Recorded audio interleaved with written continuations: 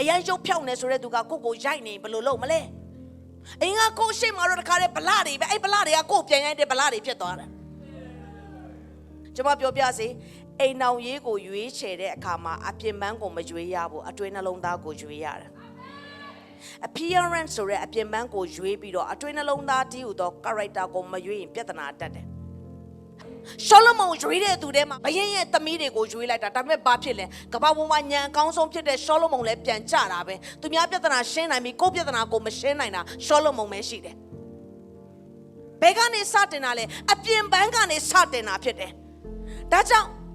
အိမ်အောင်ကြပြီးသွားပြီဆိုရင်ဟာအဲ့ကြမှာငါမားသွားပါတယ်ငါစောစောမသိလိုက်လို့ပါသွားလို့မရဘူးနော်အရန်ရုပ်ဖြောက်နေဆိုတဲ့သူကကိုရိုက်နေဘယ်လိုလုပ်မလဲအင်းကကိုရှိမှတော့တခါတည်းဗလာတွေပဲအဲ့ဗလာတွေကကိုပြန်ရိုက်တဲ့ဗလာတွေဖြစ်သွားတယ်ဟယ်လိုမိသားစုများဟယ်လိုလူငယ်များတင်တို့ရဲ့ရွေးချယ်ခြင်းကအပြင်ဘက်ကိုမရွေးချယ်နဲ့အတွင်းနှလုံးသားကိုရွေးချယ်လေအားကမျက်စိမေးရှက်ပြီးတော့မျက်စိကအားနေပေမဲ့အပြင်ပန်းအားနေပေမဲ့လေအားဒီနှလုံးသားထဲမှာကောင်းစားတဲ့သူဖြစ်တယ်လေအားဒီဖယားကိုသူကမြင်ပြီးတော့ချိတ်တတ်တဲ့သူဖြစ်တယ်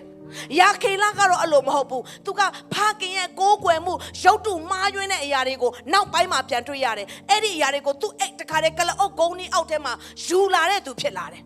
ဘာကိုမြင်ရလဲဆိုတော့လေအားရဲ့ဒီယာခေလရဲ့အတ္တထဲမှာမနာလိုမှုတွေမကျေနပ်မှုတွေခါသင်းမှုတွေရုပ်တုကိုးကွယ်ခြင်းနဲ့သက်ဆိုင်တဲ့အရာတွေကိုယာခေလအတ္တထဲမှာမြင်ရတယ်ဒါပေမဲ့လေအားကတော့အပြင်းမဲ့မျက်စိမေးရှက်ပေမဲ့သူဖျားကိုဦးစားပေးတဲ့အရာတွေကိုပြန်မြင်ရတယ်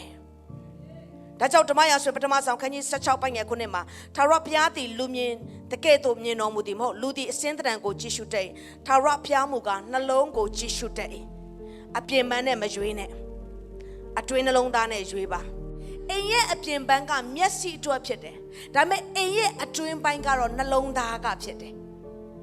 အိမ်ကိုသင်ကပတ်စံပေးပြီးတော့